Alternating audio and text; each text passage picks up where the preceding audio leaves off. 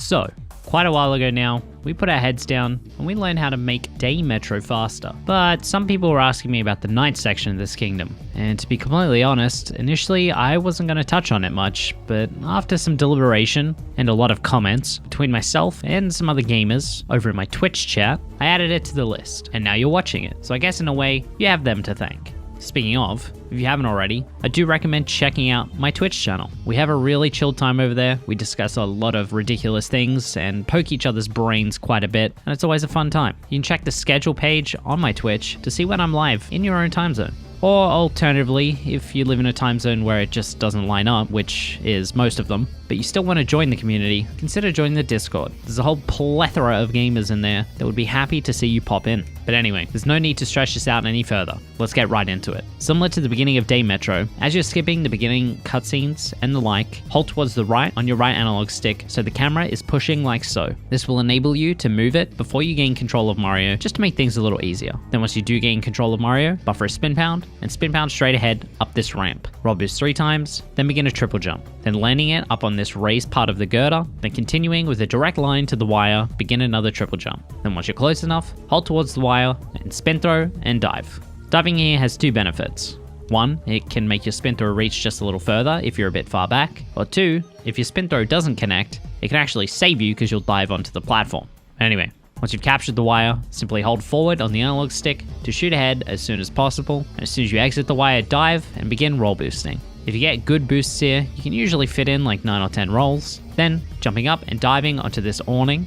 Just a little side note, if you're having trouble with this trick, 9 times out of 10, it's because as you're bouncing up on the awning, you're diving too early. Make sure Mario is at the absolute max height possible before diving, which is usually just before the camera or as the camera starts moving to accommodate the fact that Mario is off screen. But anyway, at the absolute apex of this bounce, throw Cappy towards the right and dive. Neutral bounce, then at the max height of this bounce, cap stall against the wall jump, then cap throw and dive on top of this roof. This next piece of movement I've seen done in more ways than I can count, but what I do is I instantly dive, then begin a triple jump up these vents like so, then curve around the corner of the building and cap dive parallel to the wall. Then hold into the wall to instantly wall jump before throwing Cappy back towards the wall and diving on top. Then as soon as you land, instantly turning back towards the moon and long jumping over the edge directly towards the moon. Then depending on where you long jump from, you may have to pull back on it to slow your horizontal movement or even cancel your momentum with a cap throw to avoid bonking. While I talk about cap throws being really slow a lot of the time, trust me, cap throwing here to stall your momentum if you need to is way faster than bonking into the girder and falling all the way down to the floor. After collecting the moon, what I usually do,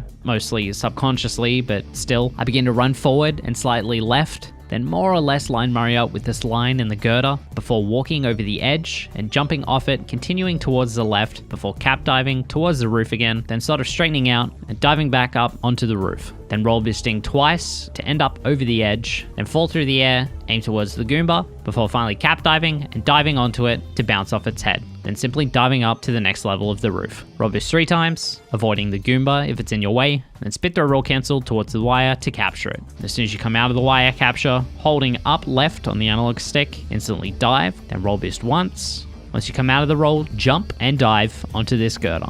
You want to be diving onto this girder basically on this direct line so that when you roll boost here, you go over the railing and don't hit the wall. But roll boost twice, you should then go over the railing, then just avoid the corner of the building and curve your way around towards the doorway before simply running into it. Now, City Hall really doesn't have a whole lot of room for optimization. Honestly, what you're doing is probably already perfectly acceptable at this point. So while we won't go crazy in depth on this one, let's at least run through it. This beginning section has a few ways of starting it, but I've always initiated a roll, then instantly long jumped, then triple jumped, cap stalled against the back wall jumped, thrown Cappy, and dove towards the platforms, right up the platform. Then just before it reaches the top, buffer a spin, jump in the air, and then once it does reach the top, instantly spin pound, then at the max height, hold towards the back wall to wall jump off it, and throw Cappy towards the pole on the left and dive. Hold right on the analog stick to turn Mario on the pole towards the wall, then just spam B. Then of course once you're at the top, turn to the right side of the pole, jump, then turn Mario to the front of the pole, then jump off, delay, cap dive towards the wall on the left, wall jump,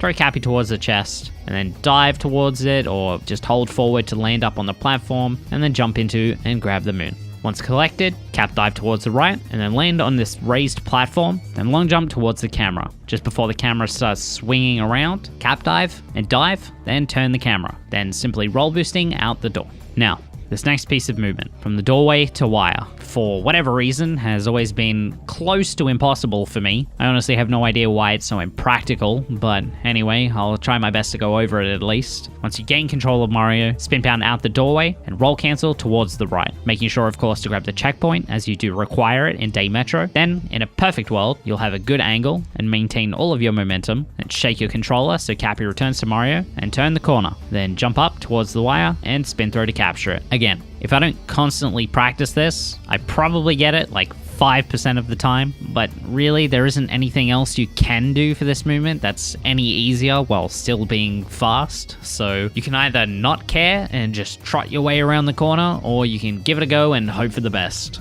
As long as you don't bonk, not getting it doesn't really lose you a whole ton of time, but obviously it won't look as clean. Then just holding forward as the wire to shoot ahead, then as you approach the top, uncapture it here early with the trigger button, then instantly dive to land on this step, then jump up and grab the side of the next step to trigger the Wiggler cutscene. Now, this is sort of going to be a little difficult to go over. Most of the time saving this fight comes down to RNG, so there isn't a whole lot of in-depth description I can explain here because it would simply take too long to get footage for literally every single pattern possibility. But if you're after some tips on how to avoid some common Wiggler problems, I've actually gone over a few of them in my PB analysis series, so I do recommend going through some of those if you're interested in that. But let's at least briefly go over what we can. As soon as you gain control of Mario, which of course is before you can see him, hold upright and initiate a roll. Roll boost once, then while aiming towards the Sherm, spin throw roll cancel to capture it. Then I like to tilt up on the camera so I have Wiggler directly in view, then using motion aiming, aim for the middle section of each third of Wiggler's body for this first phase. You should only need 3 shots to quickly stun him for this first phase, then start shooting at Wiggler to hit him a total of 6 times.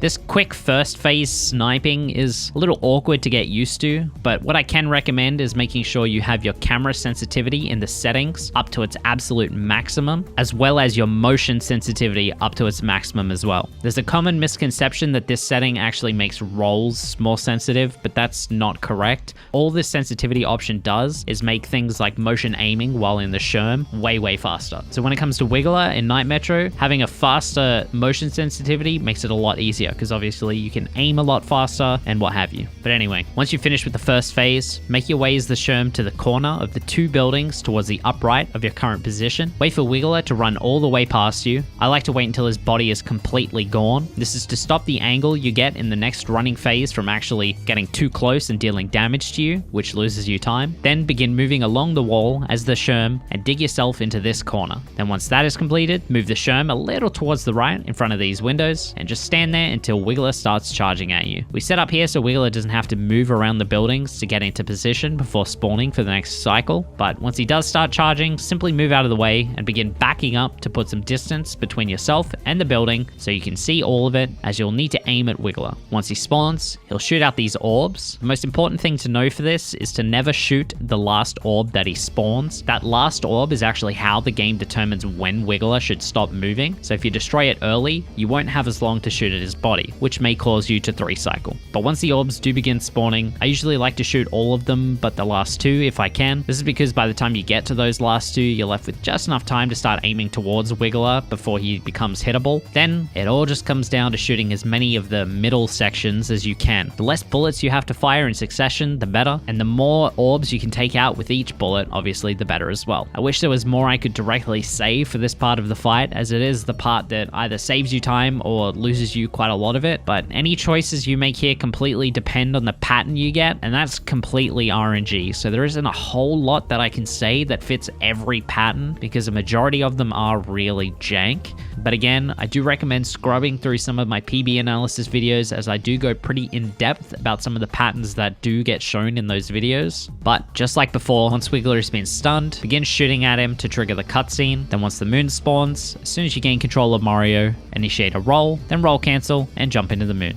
And that's it. Now you're on your way to an even more obnoxious version of Metro Kingdom, the daytime, of which we actually already have a video right here on YouTube. Speaking of, if you want to catch any of the videos that are coming out after this one, best way to make sure you do is subscribe. so YouTube at least attempts to give it to you. Whether or not it does is another story, but I digress. Or, if you want to see these videos getting made, or just enjoy a nice and comfy chill time, I recommend, once again, checking out the Twitch channel. The link is in the description. We would honestly love to see you pop in and say hello. But anyway, gamers, another one is officially in the bag. A much smaller video to power through than last week's, which was a nice change of pace. Another shorter but still fancy video is coming out next week as well, so keep a lookout for that one. But I'll see you then. Thank you guys so much for watching.